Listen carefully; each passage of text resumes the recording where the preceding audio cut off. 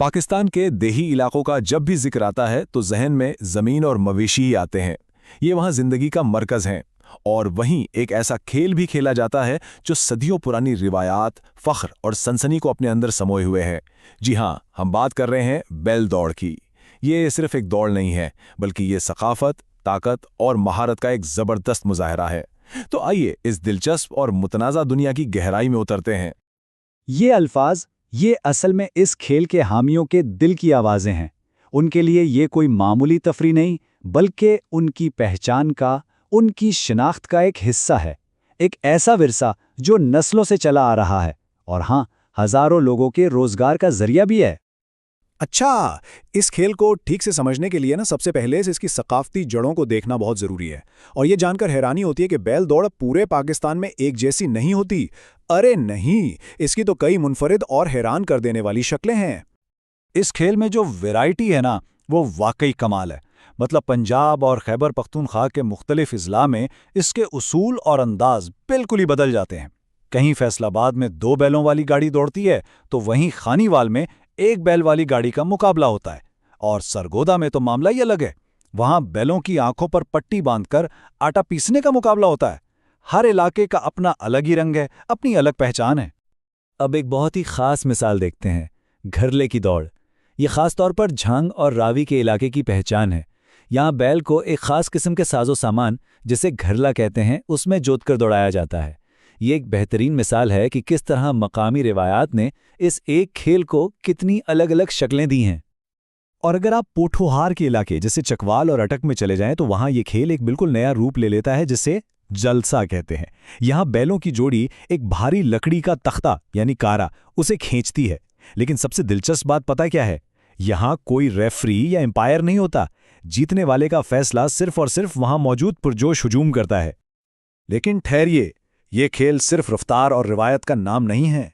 इसके असल हीरो तो वो बैल और सवार हैं जिनकी मेहनत, महारत और सरमायाकारी ने इस खेल को आज तक जिंदा रखा हुआ है। एक रेसिंग बैल तैयार करना किसी वर्ल्ड क्लास एथलीट को तैयार करने से कम नहीं है जनाब। इनकी खुराक आम बैलों जैसी नहीं होती। दूध, घी, चने और खास दलिया खिलाया जाता है। रोजाना तौलिए से उनकी मालिश होती है ताकि उनकी खाल चमके, और इनके लिए खास तौर पर लिहाफ तैयार किए जाते हैं। ये सिर्फ जानवर नहीं होते, ये तो खानदान का फख्र होते हैं। और इस सारी मेहनत का मुआशी फायदा भी बहुत बड़ा है। सोचें, अगर कोई नया बुल किसी मशहूर बुल को हरा देना, तो रातों रात उसकी कीमत लाखों में पहुंच जाती है। खैबर पख्तूनख्वा के ज़िले स्वाबी में तो फाते बैलों की कीमत 1 करोड़ रुपए तक भी लगी है।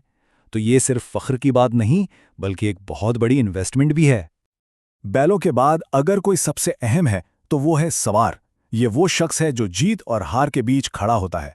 जरा तस्वर तो करें, एक छोटी सी हल्की सी गाड़ी पर बैलेंस बनाना, एक हाथ से 2 ताकतवर जानवरों को काबू करना और दूसरे हाथ से इन्हें हाँकना, ये इंतहाई महारत और जिगरे का काम है। और इसीलिए ये खेल किसी भी दूसरे खेल से ज्यादा खतरनाक भी है। यहाँ तक तो हमने इसकी सकाफत, रिवायत और जोशो खरूश की बात की, लेकिन अब हमें कहानी का दूसरा रुख भी देखना होगा। एक ऐसा रुख जो तनाज़ात और बहुत संजीदा सवालात से भरा हुआ है। और ये सिर्फ पाकिस्तान का मामला नहीं है। दुनिया भर में बैलों से जुड़े खेलों पर अखलाकी, कानूनी और यहाँ तक के मजहबी एतराज़ात भी उठाए जाते हैं। मिसाल के तौर पर स्पेन को ही ले लें। वहाँ बैलों को गलियों में दौड़ाने की जो रिवायत है, इसमें सिर्फ 2022 के साल में कम से कम 10 लोग हलाक हुए, और 2015 से अब तक ये तादाद 30 से भी ज़्यादा हो चुकी है। इससे अंदाज़ा होता है कि ये खेल इंसानों के लिए भी किस कदर ख़तरनाक साबित हो सकता है। इंसानों को जो खतरात हैं वो अपनी जगह, लेकिन इस तनाज़े का असल मरकज़ तो खुद जानवर हैं। पड़ोसी मुल्क भारत की सुप्रीम कोर्ट ने एक तारीखी फैसले में इस खेल की बुनियाद पर ही सवाल उठा दिया है। उनका कहना है कि बैलों का जिस्मानी ढांचा दौड़ने के लिए बना ही नहीं है। जानवरों के हुकूक की तंजीमें जैसे पीटा ये इल्ज़ाम लगाती हैं कि बैलों को दौड़ने पर मजबूर करने के लिए इंतहाई ज़ालिमाना तरीक़े इस्तेमाल किए जाते हैं। इनमें कोड़े मारना, नाक की रस्सियों को बेदर्दी से खींचना और यहाँ तक कि उनकी दुम मरोड़ना या तोड़ देना भी शामिल है। उनका मौक़िफ़ ये है कि बैल शौक़ से नहीं, बल्कि खौफ और तकलीफ़ से बचने के लिए भागते हैं। इस तनाज़े का एक और अहम पहलू कानून और मजहबी अहकामात से जुड़ा है।